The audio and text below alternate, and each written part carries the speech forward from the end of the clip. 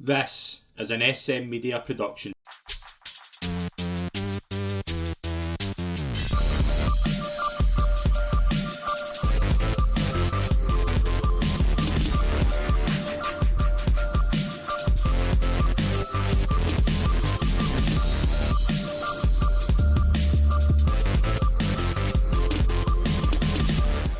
Hi folks, and welcome to the latest episode of the SM Media Pro Wrestling Show. I am Scott Pike. It is always a pleasure to be your host, and I have been waiting to do this all week. I now cannot wait. We're here. We're going to discuss WrestleMania. We're also going to review a segment on Dynamite on Wednesday night, but we'll get into that first before we discuss a thrilling WrestleMania. And it's always a pleasure to welcome my co-host on the show, Scott Young. Scott, we finished level in our prediction show. We're going to explain what that means at the end. But what a week to be a wrestling fan. We saw the absolute best and then we saw the absolute silliest. But let's start with the absolute best. Phenomenal weekend of wrestling. I think I'll give it, at the moment, it's top 3 manias of all time for me. We did a top 10, a week or two ago? This one will be right up. This one will be right up there for me. Best main event? I think it is the best, mate. It had everything. Like, I think everyone would go to. There's always one or two foot will go to. Get Taker Michaels from 26, and obviously get Austin Rock from 27. I think this had the sort of combination of the best parts of both. Because with X7, you had the overbookedness of the Vince stuff, and that was always fun because Vince and Austin shake hands at the end, which is an iconic moment in wrestling history. And Mania 26 was a phenomenal in-ring match between two of the best of all time. This had both.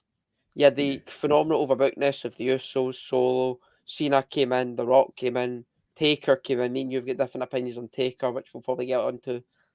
And also, even the 20 minutes preceding that was a phenomenal wrestling match. Yeah. Between two of the best going at the moment, if not the two best going at the moment. So I think it had everything you want from a main event and the right winner and a very emotional moment that will go down in wrestling history. Since we've started doing the ratings and things like that, we've only given 3, 10 out of 10 matches, and 2 of them were at Revolution with Ospreay and Takeshita in the tag match. And this maybe wasn't as good as that in terms of match-wise, but in terms of storyline, in terms of everything you want in a wrestling spectacle, it's there for me. I mean, it is. It's the perfect. I mean, we'll get into obviously a bit more detail when we get through the show, but it had everything. It was missing one wee thing, which we'll get into, which you kind of covered there. That was the only thing that I just thought that would have taken it to 11. I would have done a Meltzer and went 11 out of 10. But just everything. There wasn't any. I mean, there's maybe 2 wee things that you'd maybe think like for both nights. It was a wee bit off. Like, but Jane Jimmy was a bit off. Like, I didn't think that really hit the heights, and I thought the 6-man was just didn't really go great for me. But I thought everything else was just perfect. I thought both nights, night 2 was better, but both nights were phenomenal nights of wrestling, and it shows you. People talk about, I mean, Heyman said about the Paul Levesque era. It's a new era we're in anyway, but it's such a, for the first time in a long time, wrestling's cool again. Wrestling's cool. Maybe different for the Attitude Era, where it's cool because it's more of a storybook. Do you know what I mean? It's more of a good product to watch. That's what, do you know what I mean? You're not bored watching Raw. I know Raw was 3 hours and Rock and Cody went for like 45 minutes without a commercial break. But it worked. Everything about this worked. And very rare do you say that about WrestleMania. There's WrestleManias that have their good points, but have had their bad points. There was nothing you thought was terrible. Like, honestly. Where do you rank it? I think the main event kind of not overshadows the wrong word, but I think if we look at the main event compared to last year, I think as an overall wrestling show, it was last year better. If we're going In match terms for of match, wrestling, probably. In terms of I would say matches, yeah, probably. probably. But in terms of storyline, I think this year was better. I think Aye, everything the clicked. build was better this year. Everything around it was better this year.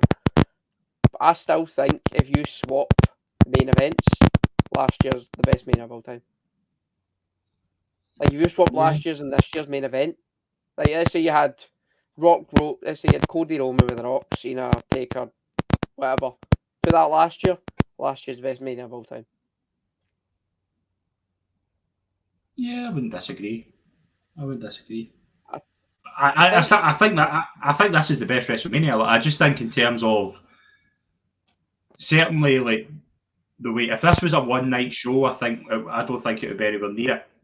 That's the thing. No. If it was one night and all this happened, it would be like the crowd wouldn't have been. The crowd were excellent both nights, to be fair to them. If that was one night, it wouldn't have worked. No. I think you can say that about last year's. Yeah, You can say that about the year before. I think the one It's good just better. thing, the one good thing we got from the pandemic was a 2-night Mania. Yeah, Because without the pandemic, this is probably one night. Maybe Triple H comes in and makes it 2 because he's done that with a few things. He's kind of, but we're probably looking at maybe last year's being a one-night Mania anyway. So this being 2 nights just made it such an easy watch. Now I know both nights were 4 hours. I think first night was 4.5, and the first night second night longer. was first night 7 matches. Aye. First night was 7 matches, and the night 2 was 6, so that's probably why. And the main event was an hour. So, but I think when you look at comparing it to other Manias, you're putting this right up there with your X7s, 19s, 39, 30. Yeah. That it's in that. It's the top end of Manias anyway, and a lot of it. I don't say a lot of it comes down to main event because there's a lot of other good stuff. Like at the most, like one of the matches I wasn't looking forward to was LA Knight AJ Styles. I thought that was a payback match, but I thought that it very much exceeded my expectations. Yeah. Because from an in-ring point of view, LA Knight has got everything in terms of your mic skills, your charisma, your aura, all that. He's not the best. He's not a top-tier wrestler. And AJ Styles hasn't been good for about 3 years. It's harsh, but it's true. Like He's not been what he was. He's not been what he was when he was SmackDown AJ Styles. No, he's not. And I kind of thought that watching the match. I'm like, 2016 to 2019, he was something special.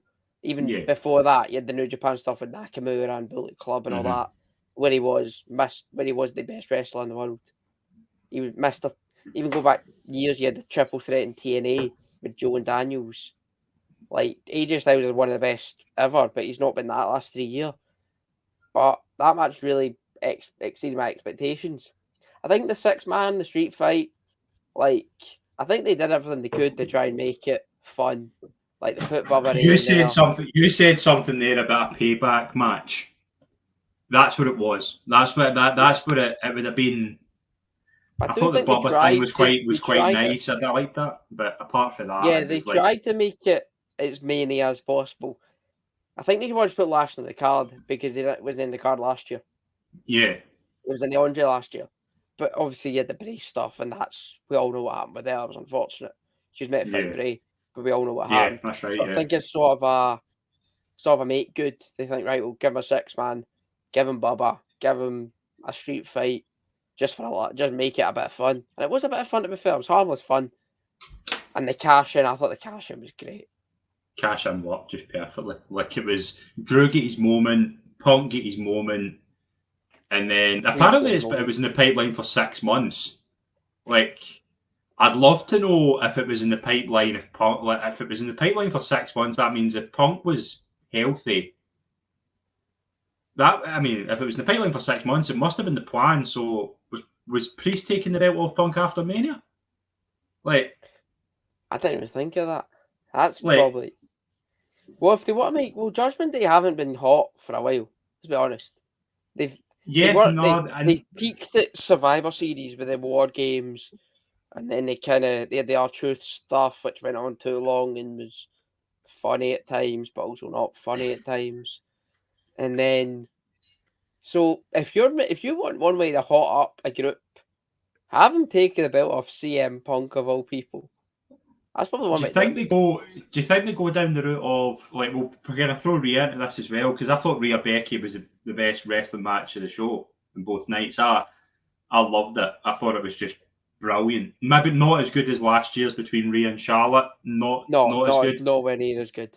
Didn't need to I be don't though. even think it was the best women's match. I think Bailey Io was better. I thought this was better. I thought this was just a I don't better. I even just think thought this was. I it was just the liked best this of night better. one. I thought Sammy Gunter was match of the night one. Sammy Gunter was good as well. Look, it was between me. It was between Rhea Becky and Gunter Sammy. I thought both really exceeded. Triple H has mentioned obviously the draft. Do you put Judgment Day on SmackDown and then keep Cody and Raw with the WWE title? Because I would keep Judgment Day Raw and put Cody in SmackDown because I think obviously it's going on Netflix,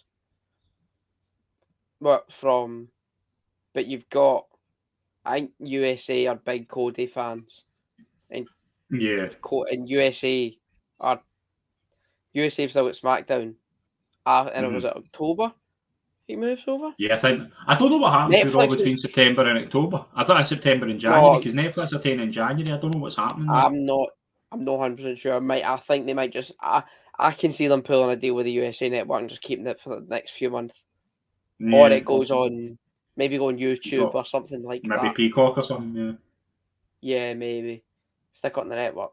But no, I think you put Cody in SmackDown because that title with the whole Roman stuff it's a SmackDown title now. I think like when I started watching the early 2000s, WWE Championship was always Raw, and the World Yeah. Heavyweight was always SmackDown.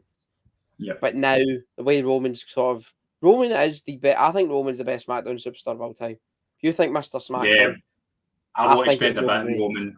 I want to spend a bit in Roman in a few minutes, but Yeah, I think, yeah, I mean, the draft will be interesting because I think there's a lot of different things. Like they split the tag titles as well, and I think looking now, the right two teams won it. yeah.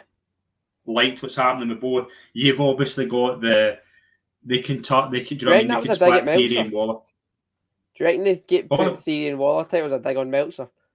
Because possibly, yeah. Meltzer came out, oh no, they're not in the match, and then they won it. Yeah, I yeah. don't. I saw I that. can I saw understand that and though. thought, I can see no. I can see like a Logan led faction for a wee while. Like, do you know what I mean? Them doing some stuff together. I think that could be What quite do you cool. call them? The pricks. Yeah, but they're all like Get that in a t-shirt. Theory. I think Theory's the inevitable babyface. I still think there's Theory's best days are ahead of him as a babyface. So He's always. I think the Vince stuff did. It's weird when you put someone with Vince on telly, you think it's going to help them, but it didn't. yeah, no, Made it him doesn't. worse, Yeah, and especially with hindsight. look, But at the time, it was bad. I mean, they made Jade look amazing. Like they just, she's a superstar. Like She's just got the look, don't she? She's got she such a is, unique look about her. yeah, she is the one that can lead. Like obviously, like you can tell she's not A1 in the ring yet, but she's Goldberg. She's the female Goldberg. I'm not saying that in Yeah. terms of she needs to have 5 minute matches. She's going to be pushed to the moon. Just you can't not push her to the moon. It's the same with Goldberg back in the day. You couldn't just have him as he couldn't be the guy that second match just having a feud with the cruiserweights. She needs to be pushed to the moon. And we're going to do WrestleMania 31 cards in the next few weeks. Her and Charlotte, I think, could be phenomenal. Yeah. Oh, I like that. Have you seen the poster for SummerSlam? No. She's on it. She's like, it's her, Cody, and a few other folk that I can't remember. But the fact she's on a poster, she's on the year. It's her. Yes. Cody, Logan, Jade, Bianca, Miz, and Rhea is your poster. Yeah. I don't know why Miz is it. Miz for he's Cleveland. Miz is for Cleveland, yeah. Yeah, that makes sense. And so's Logan. But yeah, the fact she's on a poster, she's not even signed a year. It's for a big 4. and it's not even one of the posters where everyone's on it. It's just a select few. The fact she's on it means they've got plans for her. Her and Bianca at SummerSlam. Yeah, Like yeah, maybe it could be. I mean, I don't think like Ronda came straight in. She get the title as soon as they could put her on it. She's going to be the same. Who do you take it off? But Bailey after probably. a month. I don't think Bailey. Maybe not a month, but like you can build it. I mean, Nia won the title WrestleMania, and did she not lose at SummerSlam? I very much Alexa want. cashed in on Nia, and then Ronda beat Alexa for it at SummerSlam. Yeah, that's right. It was Money in the Bank. Yeah. So Rey Mysterio and Andrade beat Santos and Dirty Dom. Fine. I thought it was a good match. Jay and Jimmy. The world's biggest luchadors I've ever seen in my life. Yeah, These 2 8'9" blokes come out. That was quite smart. Jason Kelsey. That was good. That was the only. Like I was waiting on something ridiculous. Snoop Dogg later on. I'm not even going to talk about that because it was completely boring. Like it was just pointless. But Jason Kelsey was quite cool. The full time. Yeah. Jay and Jimmy though only went 11 minutes, and I just didn't get the feeling that was. They're brilliant together as a tag team. I loved the promo package. The promo package was better than the match. Oh, 100%. The match just didn't click, and that was the only. That was the. If you say what was the one negative of WrestleMania 40, it was they two didn't click. Yeah, no, that was it. Like it was. It's disappointing, even though that one got me a draw in the predictions. But it is. I really wanted it to be good, but Jay, I like them both. I think Jay's a better wrestler than Jimmy. And I don't think, but Jay's not good enough of a wrestler to carry it in ring, to carry Jimmy to a good in ring match. No. He's just not. Didn't he? No, it just didn't click. Like brother matches never work. Well, the only one we talk about is Brett and Owen. Matt and Jeff wasn't great either. Matt and Jeff, Mania 25, it was just a bunch of spots. Matt killed Jeff Dog. Everyone else, everyone about it. It was a weird. That story is mad, wasn't it? But Jeff's legit house burned down, and his legit dog died, and he blamed it Matt. Jesus. Yeah. And even next, they're a better match. They're not a match at Backlash about a month later. That was slightly. Am I making? No, they did. They did. I'm sure. Yeah, they did. Matt won at Backlash. Matt won at WrestleMania, and Jeff won an I Quit match at Backlash. Yeah, that's right. That's what it is. Yeah, and then not long after that, Jeff won the title and kind of just. And Matt was away for ages, wasn't he? Yeah. Then he came back and made up and just forget that he killed his dog. Yeah, right. Next match, Intercontinental Championship. They ended the reign of Gunther. We're going to talk a lot about Roman as a dominant champion. I think Gunther deserves his flowers as well, but he is going to be of the unique thing. He's going to move straight into a world championship. He's going to do what you do with him for a couple of months. You maybe don't put him straight in, but he's been so good with that title. He's elevated that to different levels. And I don't think Sammy would do it, but it makes a lot of sense. And again, one result we both get wrong, but I don't have an issue with it. Nah, definitely not. I told you it was Rocky. I was contemplating Sammy winning because Triple H loves Rocky. It's the only film he's ever seen, I think. But no, I thought it was a phenomenal match. But even the camera work leading up to it with Sammy and his missus and his Wayne, amazing. Camera work was following through the corridor, and then it kind of you see Sammy stop and it kind of panned round. You get Kevin Owens there, and I was shocked. And then I was shocked to see Kevin there, and I thought, no, that does make sense. And then and then everything leading up to it, I kind of watched that and thought, is Sammy winning? I saw that and I thought, Sammy's winning this, isn't he? As soon as the Kevin Owens thing, I was like, I think he's doing it. Aye, and it was a phenomenal. It's not Gunther's best title defense because it's a high bar to set that. Yeah. Sheamus match is coming back, and we might touch on. I think we'll touch on when we come to main event tonight too. You've got the triple threat for last year. You had the Gable match on Raw. You had the Jay match on Raw, which I thought was very good. Gunther's just got a catalogue of top tier match. Even the Miz matches were good. I don't think he's in a bad match. Like honestly, No. like even Bronson Reed, like, do you know what I mean? Like he had a really good match with him, and Like, am I insane? I don't know if I'm making this up. Vince made him champion. yeah, we do, yeah, because he beat. Did he not beat? Who did he beat for it? He beat Ricochet. Yeah, sure he did. Yeah, he would Beat have. Yeah, Ricochet in because that. SmackDown. Yeah, he did. So that's now all of, with Gunther and obviously Roman losing, that's all of Vince's champions no longer champions. Yeah, Every single title holder is a Triple H title holder, that's what I mean. It's a new era. which is why they're deeming it as the Paul Levesque era, which Yeah, they rammed down our throats something rotten over the weekend and Monday. that doesn't come from Paul Levesque, surely. I Have you met can't. Triple H? I He's know, the but biggest even ego in wrestling. he's not calling a wrestling era after himself. Well, he can. He's not. I know he's got an ego. I wouldn't bet and against the bloke. Nah, I can't see it. I can't see it. Main event of night one, 44 minutes 35. I think it's the third longest WrestleMania match in history. If it's not third, if it's not second, it's third. I think it's second. I think the last man I think standing it- was about 40. Yeah. And it was very, very good. It was long, but it was good. I think it went an hour, including entrances. But Rock, who we had a lot of worries could not go this long, went this long. And I think I should win the prediction show for saying that I called this exactly as it went. Rock pinning Cody. So I I'm think I not should get a having bonus that. point for that. I'm not having that. I just thought For that's what I thought this was anyone good. caring, for anyone listening who cares, Ed Randy Orton went 36 minutes. So it was a full just under 10-minute longer than Yeah. Edge Orton. And that was long. And it was, That was long as well. oh, it was just in the return of the PZ funnel. And Yeah. God. there's this, and a bit in the, I don't even want to remember it. Jesus. Anyway, Rock was back to good good here. wrestling. Rock was good here. Rock was good. He played his role perfectly. Telling the ref Yeah. tell the ref, don't you count. Yeah, that was good. That was great. Because I thought Michael Cole, I think one of the MVPs of the whole weekend, Michael Cole.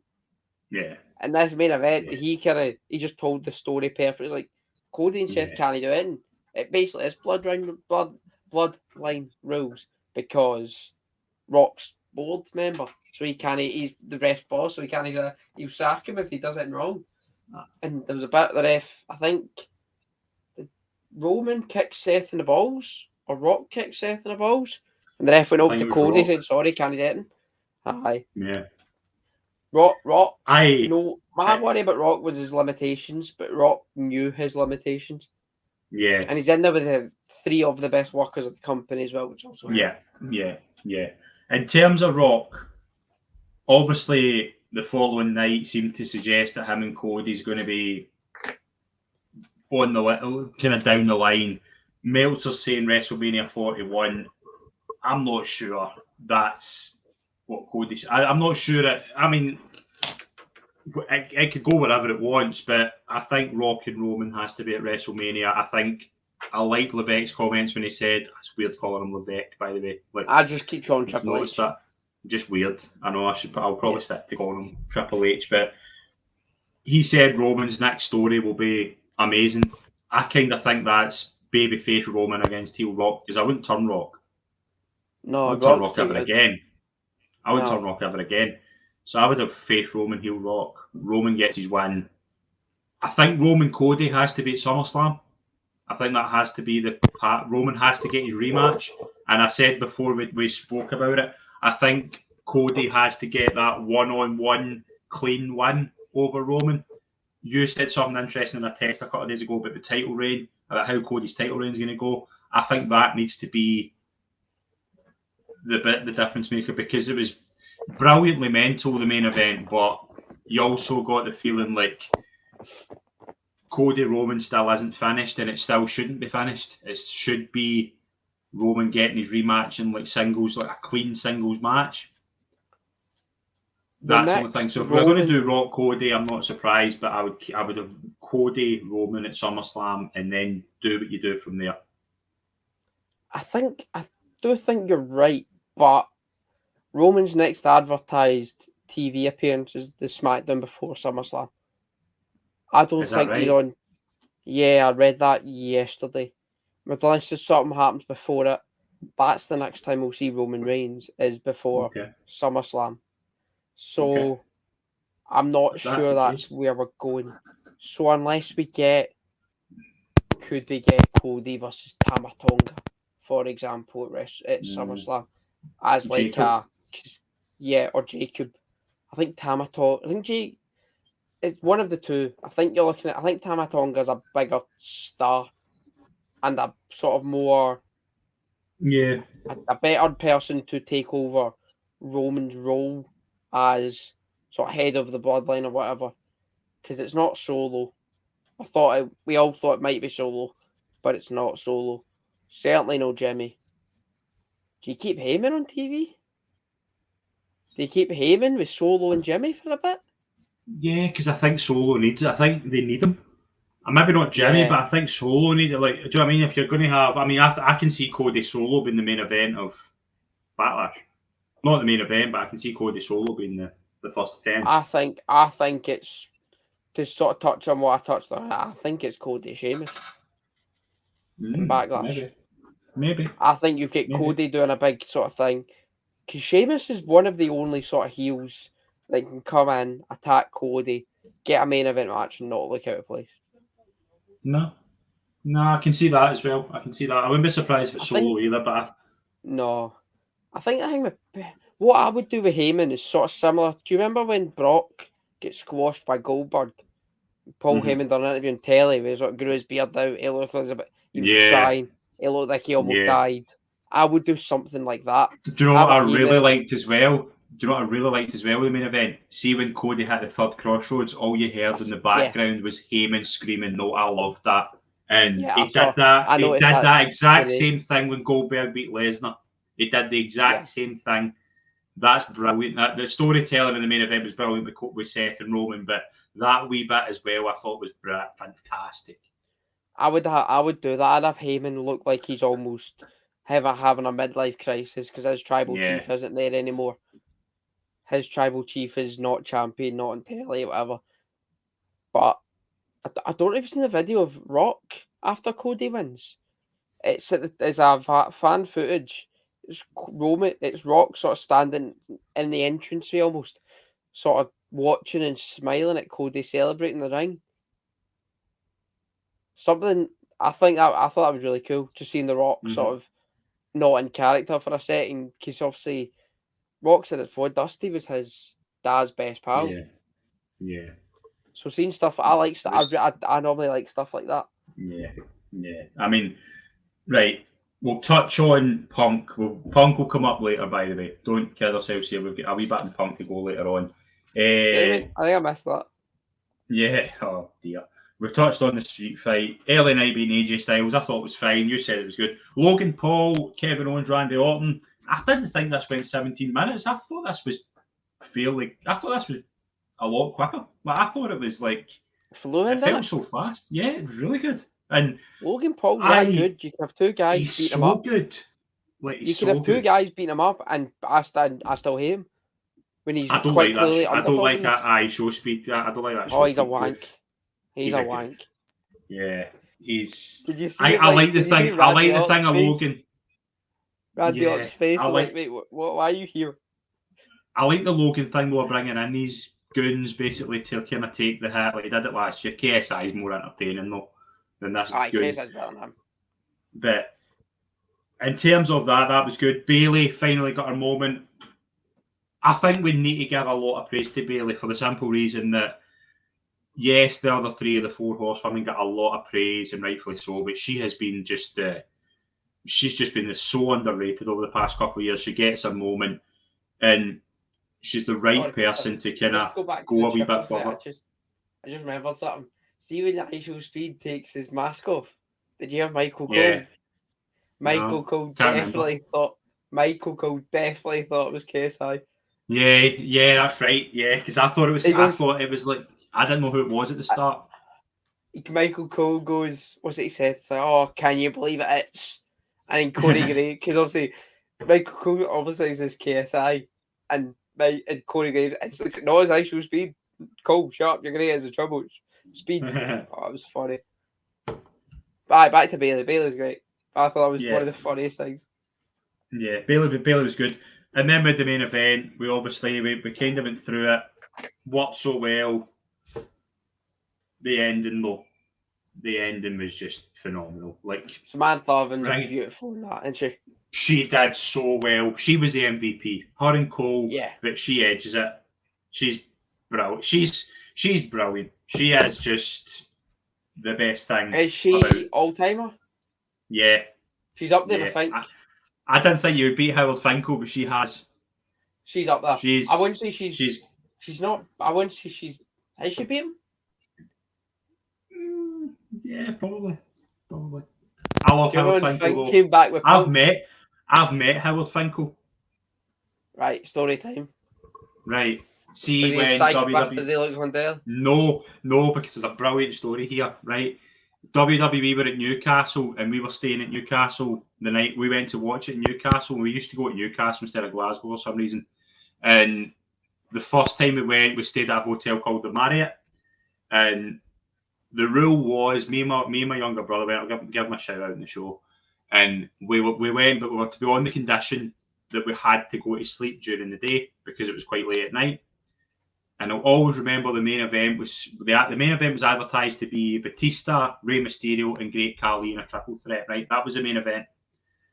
And I was to get a couple hours sleep, and then my brother was to get a couple hours sleep. So when I went to sleep, my brother was going out with my dad to do some shopping or whatever.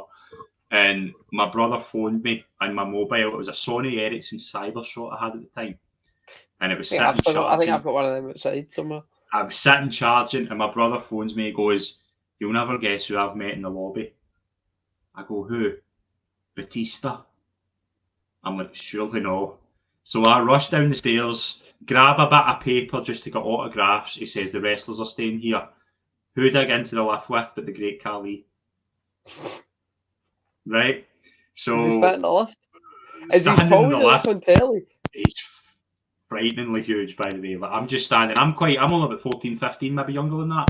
And I'm just in awe of this guy, just looking at him. Get down the stairs. And do you remember Victoria? Yeah. She was there. She was signing autographs. And the only three that didn't sign my autograph book were Rey Mysterio, Finlay, and Batista, because I missed Batista. Batista had just left. Finlay didn't sign because he literally was rushing away. And Mysterio wasn't wearing his mask and he had to go away. Undertaker was phenomenal. But the next day after that, we were in the lobby to go home, and Howard Finkel sitting on the couch, and I said to my dad, "Dad, that's the ring announcer. That's Howard Finkel." And he went to sign my book, and I was trying to talk to him, and he couldn't speak. He'd lost his voice. So that's my introduction of Howard Finkel. But that's my kind of memories. Seen Boogeyman without his mask, without his face paint. Yeah. That was surreal.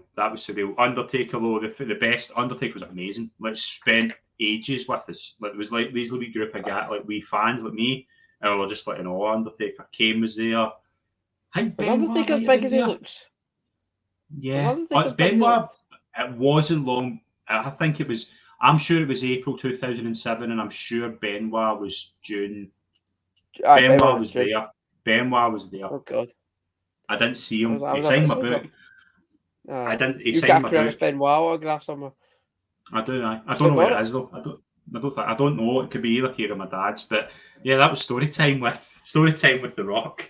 Yeah. So that was I've got nothing as interesting as this.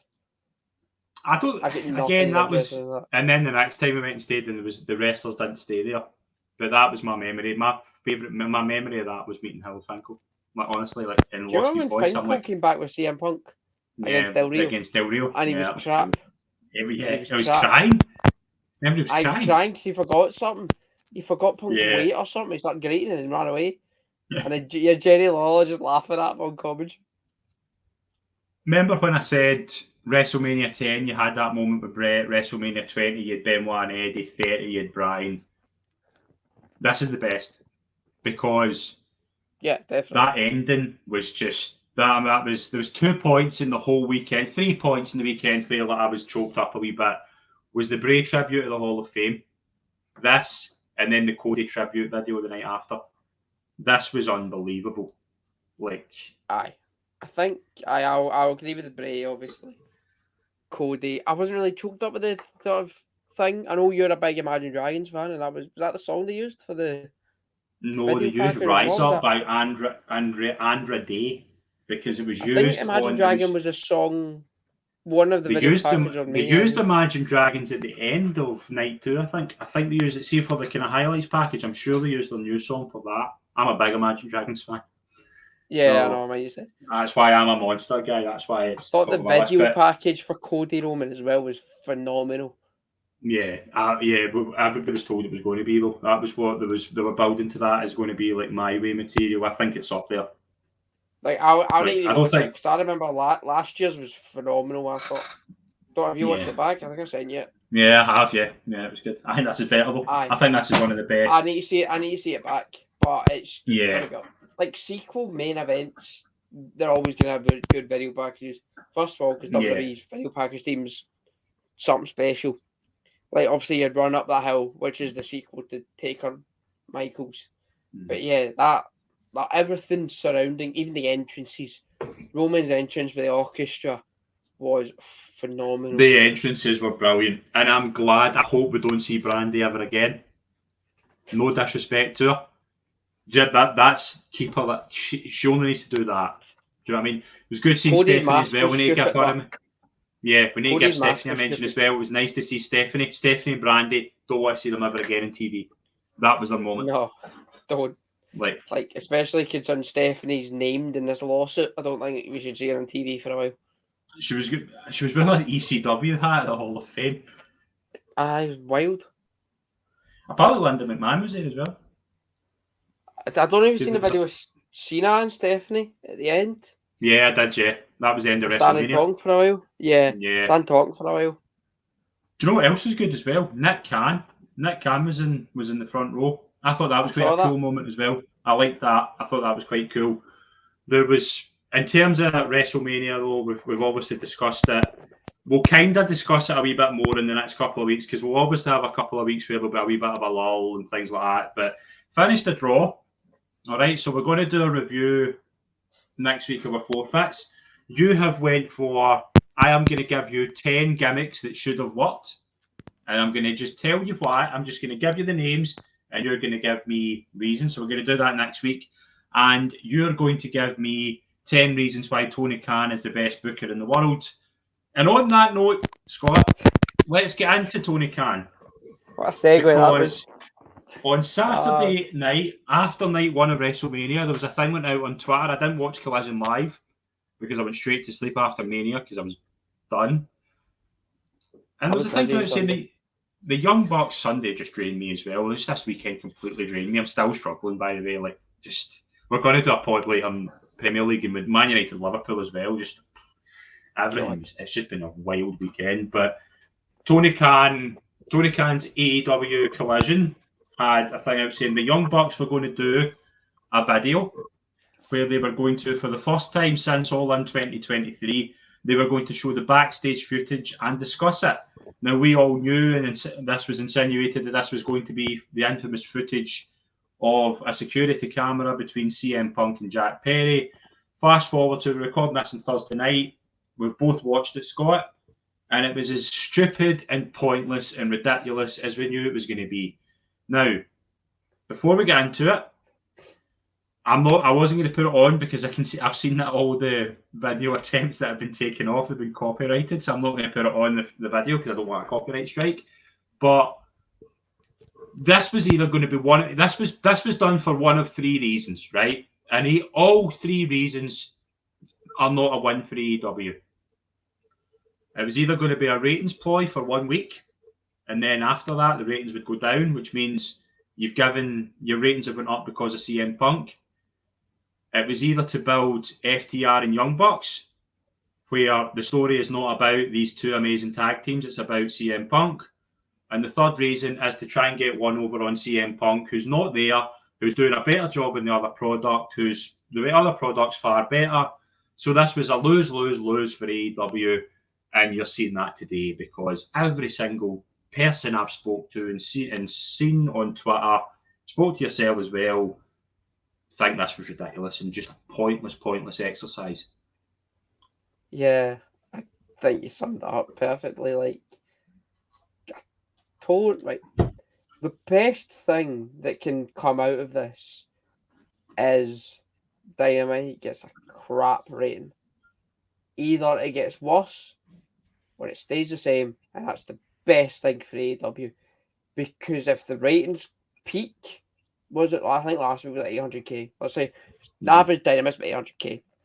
Let's say this week gets 900k, over 900k.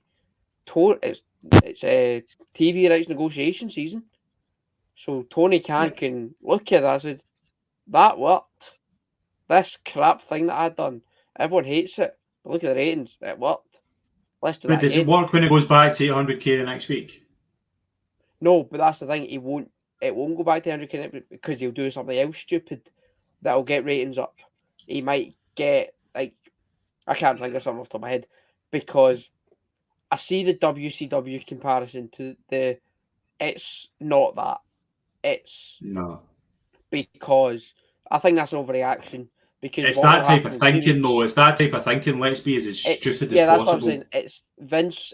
That's a Vince Russo thought of. Yeah, I've done something crap, but got a rating, so I'm going to do something else crap. I'll get another rating. That's and when you do it too often, though, it just destroys it. That if you do it once, fair enough. Keep going up and up and up. Like, and then Tony Khan is a perfect example of this. I'll say the words to you: major announcement. He'd done it once, popped the rating. Twice, popped the rating. Done it 18 times, doesn't he pop a rating? No. He's done it. He should have learned from that. I don't think he has. But what I will say is, it's not the finger poke of doom. It's nothing like that. It's not. Because in 2 weeks, we've got Dynasty, which I think we're doing that next week. Yeah, we're going to have Ospreay Danielson, which, by all think, which should be one of the best wrestling matches of the year, if not the last 10, 20 years, because of the talents involved. And when that match happens, let's say match goes what we think it should, and Dave gives it 18 stars, and it's one of the best things we've ever seen. Do you think people will be remembering this footage? But that's what I don't get, because FTR and Young Bucks in the final of a tag team tournament did not need this sort of shit. And sorry for swearing. People are saying, the kayfabe, like Young Bucks turning into a storyline, and FTR did what they could with it, to be fair. I don't think this didn't need it. It didn't need it. The storyline. All you have to do in this storyline is go, the Young Bucks lost at Wembley to FTR. But FTR have beaten the Young Bucks in the event they created. All In. All In is a Young Bucks and Cody production at Wembley Stadium. That's all you had. You didn't need this crap. You didn't need this to turn into a storyline. That's what I don't understand. And then it's coming out. Is this the fourth match? I think it will be, because I think Young Bucks have won 1 and FTR have won 2. And Young Bucks are going to win this. None of them have had a good build. No, and this is the worst. Because of a freaking tombola. Do you remember that? Yeah, that's right, yeah. But on to my point, right? It's a bit crap as well. Yeah, right. On to my point, though, in terms of the overall thing of last night, it's now coming out today that the Ospreay comment wasn't Ospreay's idea. It was given to him. Now we know who it was. I know who it's been given to him by. I missed that. I didn't see that. Yeah, I just seen it there literally before we come on air. It was. I'll just read it. I'll actually read what I got. I think that's just Cultaholic actually for this out. Let me just get it. I'll read it word for word. Full credit to Cultaholic, by the way, for this. It was reported. Wait a minute to find it. It was reported that this comment was not this shot at Triple H by Will Ospreay was given to Will Ospreay before the match. Will Ospreay, it's not been confirmed, but Will Ospreay did not go with the idea. Wrestlers across multiple companies were reportedly confused why shots were taken last night WWE. As one WWE talent noted, he was trying to be respectful to the company despite signing with AEW. Let's just say this before we get into this. Triple H should not have said that. Triple H did not. Who he was, whether it was just that Ospreay, it maybe wasn't. I don't think you look at Will Ospreay and where he's worked and like you look at Will Ospreay's work rate. He's not hiding from working hard. I think Triple H's point has been. I think Will Ospreay's went in there and said, "Listen, I want to do a bit more with my family," which is fair enough. We would do the same. Anybody in the world would do the same. Would go, I want to spend a bit more time with my family. I've turned down jobs where I could have moved away because I want to be close to my family. Right? We all do it. I don't think Triple H needed to do this, right? But you saw Renee Paquette's face. She looked as if, get me away from this dump after it. Shivani's face as well after the Perry and Punk stuff. This is a lose-lose doing things like this. If it was Ospreay's idea, if it wasn't Ospreay's idea, I don't have an issue with it. Not this week, though. Not when WWE have had a home run with their biggest event of all time, and they've been very, very confident in saying it's their biggest event of all time. This sort of stuff just makes WWE look far more professional, and that, I think, is Punk's whole thing. Looking at the footage, though, Scott, Punk instigates the physical violence. We knew that, though. So I'm not saying Punk's 100%. Punk's not innocent. But tell me right now, this doesn't happen if Jack Perry doesn't behave like an idiot with the glass. And I didn't know until today about the Perry wanted to go on holiday or something, and that was his way of getting written off. You telling me that he could have not done that with fake glass? It was just stupid. And again, you actually dig deep into this. It's a pretty ridiculous thing to get into a fight about. Like it is. I think I said this last week when we were talking about the Punk Hawani interview, which is why this footage was shown. Let's not be about this. The reason Tony Khan showed this footage was because he saw CM Punk as his, I don't want to say son, because that's maybe a big word, maybe that's a over-exaggeration of it, but let's use one son, for example. He saw him as his boy, his pet project.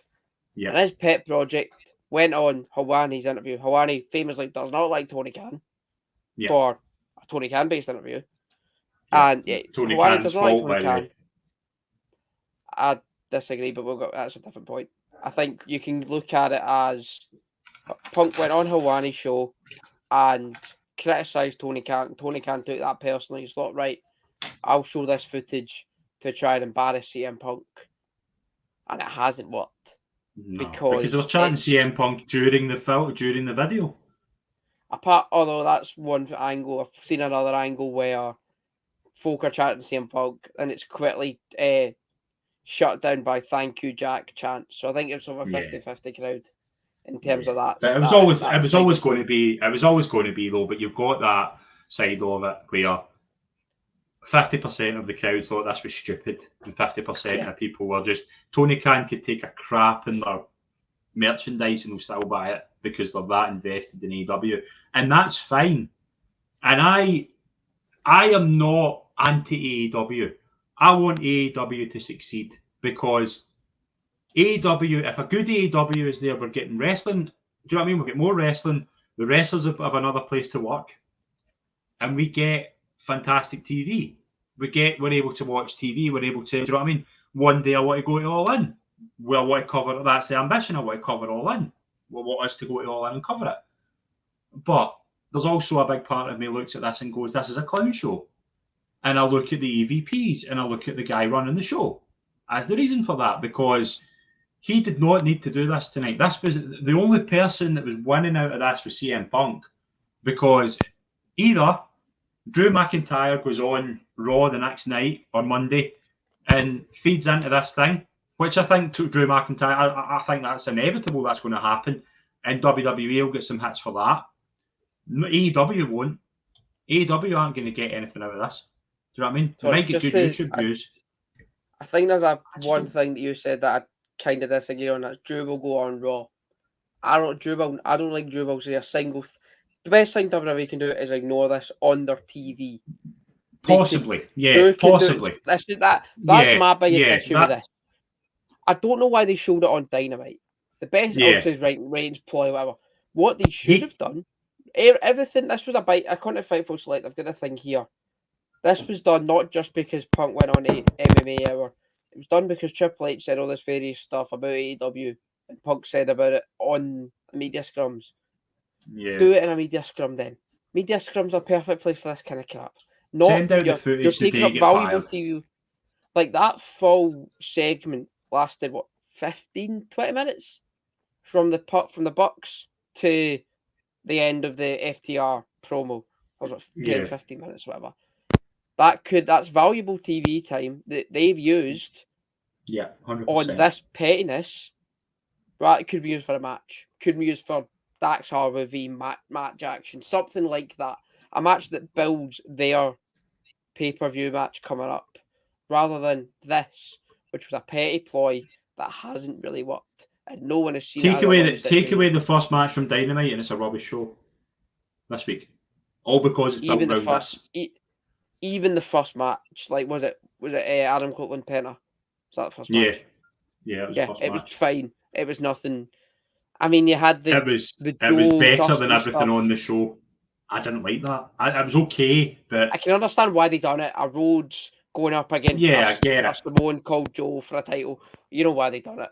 Yeah, of course. And that's where Tony Khan's good. That's what Tony Khan's good at. That sort of stuff is quite good. Some of the Young Bucks comments were quite do you know what I mean? They were quite funny. I think I laughed at when he said, what was it he said about we have strong before the match. Aye, something like it was like I thought that's quite funny like that. But then you see the footage. The footage though, there's two people in that footage that I think can tell the whole description with their body language. One of them's Chris Hero and one of them's Aubrey Edwards. Right. Oh, there was Malachi Black walking back coffees. Malachi Black as well, right? But watch that back, right? This is my problem with the whole thing, right? And this is where I think the professionalism question in AEW is quite an issue. Surely every single person round about Gorilla knew that Jack Perry had said that on camera. They must have known, right? They must. If they're there, you cannot tell me that Tony Khan or whoever was round about Gorilla hasn't mentioned that to all those guys, because Punk and Joe went on first. So there's literally about 10, 15 minutes between Perry saying that stupid shit and Punk and Joe's starting their match, right? So they're all in Gorilla. There's no way on earth you're telling me that not every single person standing in Gorilla doesn't know what's happened there. Perry comes up, Punk goes up to Perry, and they're all just standing about. That could have been stopped as soon as Punk got up to Perry. All you had to do is get in the middle of that. And nobody did it. Tony Khan standing behind a desk. There's your problem right there. That's why this is festered the way it has, because nobody in that position, nobody with an ounce of backbone has went, get these two guys away from each other before this kicks off. If Punk's as bad a person backstage as they all say he is, why on earth has he been allowed to go up to Perry to begin with? That is my whole argument with it. That is all. It's nothing to do with Punk and Perry. It is the fact that they were allowed to be together for that long before somebody went, get them out of there, get them away from each other, because this is what's going to kick off. Look at the way Punk walks up to Perry and tell me that isn't going to end in a fight. Exactly. Yeah, Punk is. It's obvious. Also, another thing. Tony Khan said he feared for his life. Was a quote from Tony Khan that he said on more than one occasion. Either Tony Khan's a wimp, or the bit that he feared for his life wasn't shown. Because if that's all that happened, that he feared for his life because of that, I have more concerns about his. The only thing I can think of is when one of the monitors have fell, there's been like an electrical thing or something like that. That's the only. If he's no, I know. That's what I'm saying. So I still don't get what he's meaning there. The only thing I can think of is he's done like a hypochondriac thing of, that's going to fall on me, I'm going to die. I can only see that. You can hear him saying that. But it does. I don't know if. I don't think anything Punk has said when he described it is wrong. Now, this is where people are saying, Punk's lying. Punk's probably not seen that footage. That's probably the first time CM Punk's seen that footage, right? Now, I've got a theory. Who's on the discipline committee in AEW? Bryan Danielson. Who's CM Punk very good friends with and travelled around the world together with? Do you think Bryan Danielson deliberately sacked him to get him out? No, I think Punk asked him, fire me. I don't care what you do. Yeah, Get me that's out. that's kind of what I meant. Although if That's you ask, there's two different ways to look at it. If you ask Punk, he quit, and if you ask Tony Khan, he get fired. So it depends. This is the tough thing for me, right? What Punk did probably should lose his job. He's attacked a wrestler. Yeah, he's attacked a wrestler in front of his boss. He's attacked a colleague in front of his boss. And this is where the other thing as well, right? I'm not saying people know. I think Jack Perry's a good for this. But he shouldn't have been. 7 months he's been suspended. But he went back to New. I think it was 4. Because if you look, he went back to New Japan in January and ripped up an AEW contract. And since then, Young Buck's been like tagging him on Instagram, whatever. So I don't think he's been suspended for 7 months. I think that's an over. I think that's hyperbolic. I think he got suspended for maybe 3 or 4. Even 3 or 4. It's a bit much considering. Yeah, it is. It is based on that. I'm not saying. I mean, I think both sides are quite guilty. I said this like 2 weeks ago. No one's in the right with this. Punk, no, Perry, Tony, Bucks. None of them. No one in this situation is correct. But here's the thing. Here's the thing that I was going to say before we wrap up. There's 3 big incidents that have happened in AEW with CM Punk, right? The first thing was the Hangman Page thing with the going off script. The second thing was the what's known as Brawl Out, and the third thing was this, right? All 3 things have started. All 3 things have kind of started with a prior disagreement where Page, the thing with Page was obviously Colt Cabana, right? The Colt Cabana thing kind of led to that, okay? The second thing was Brawl Out, and that was kind of, that Punk went in there raging because there was things going out in the media about, I mean, Meltzer and the Young Bucks, we know that. And the third thing was the Real Glass stuff, where Perry does what he does in the camera. So there's 3 things where you look at and go, Punk's kind of been embarrassed, like slandered. He has. Like all 3 times he's kind of been made to look quite bad and he's defended himself. But also, I'm a realistic guy. CM Punk cannot go about and try and guillotine anybody in front of the boss before the biggest show of the year. You can't do that. So I'm not out here saying Punk is totally innocent.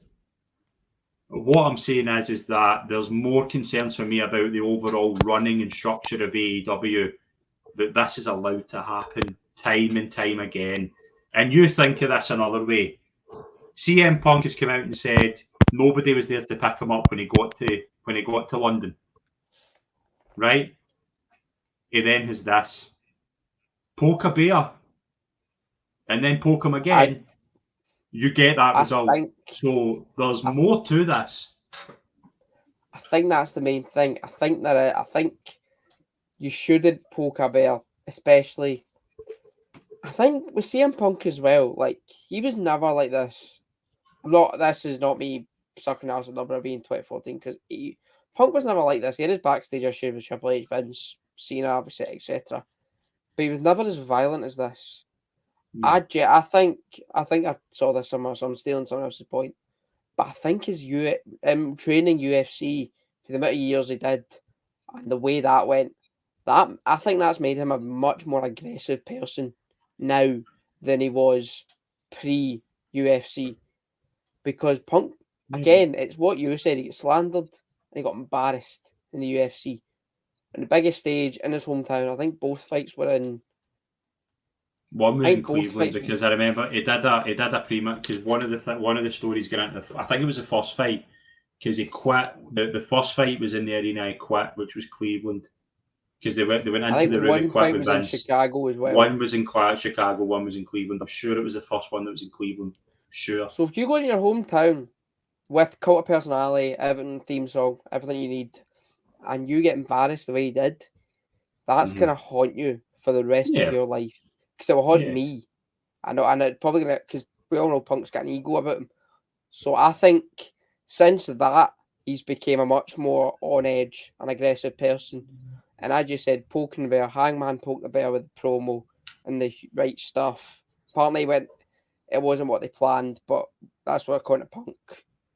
And then the brawl out stuff, I think it was actually Sean Ross Sapp that came out with the story about Colt Cabana rather than Dave. And obviously, probably. And then the Jack Perry stuff as well, things like that.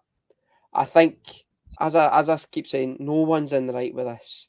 No. But I think AEW are massively wrong for what they did on Dynamite. I think the best thing they could have done is just do what they do best and put on good wrestling matches. And it's the same with the Ospreay stuff. Ospreay's best way to do is put on a great match and maybe hit a pedigree. Something like that. Because a shot like that, I don't mind. Hit. Say do Takeshita too. Beat him with a pedigree for a laugh. That's what you need to do. Here's the thing. I don't have a problem with AEW making wee shots at WWE. TNA did it for years, right? Some of them were quite good. Some of them were quite obvious. I don't have an issue doing it, but not this week. Not this week when WWE smashed it. Do you know what I mean? Do you remember when the first Double or Nothing? Cody Dustin was first Double or Nothing, wasn't it? I think so. Do you remember the night after that? Sami Zayn was on. Sami Zayn was doing something in Raw. And he said you could have asked me about AEW. Yeah. That's I'm convinced that's the only time they've said there was AEW on WWE. That's the only time where WWE have given AEW the time of day. Honestly. Right? But there's a reason for that. Sami went off script with that and he went backstage and they were not happy. Yeah, right. What does that tell you? WWE don't really pay attention to other products. They don't have to. They didn't have to when they were rubbish. They never mentioned TNA. AEW just doing this constantly. Tony Khan getting out there and saying, have a wee dig at WWE. When he did it, when he bought Ring of Honor, he couldn't resist a wee dig about Shane. Just leave it alone. Just move on.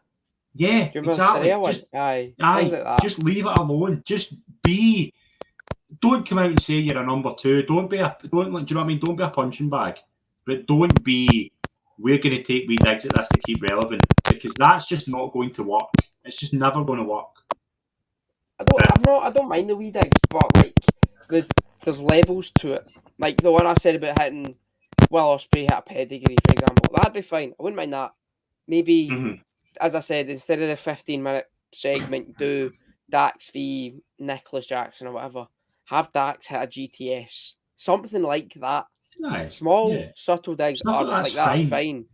But Will Ospreay coming out and saying what he did about Stephanie and whatever, said that he's grinding the boss's daughter. That was a good line, but it was not needed. I thought it was funny at the time. And do that in 2 months. Do that in 2 months' time. Don't do it this week. Do it on Twitter. Okay, that's all. Twitter's fine. Yeah. Look at the line. Is it Austin Theory? Grayson Waller and Dijak did a thing about the real glass. That was funny, right? Because it's on Twitter and people can make up their own assumptions, right? Don't go on the TV and do it.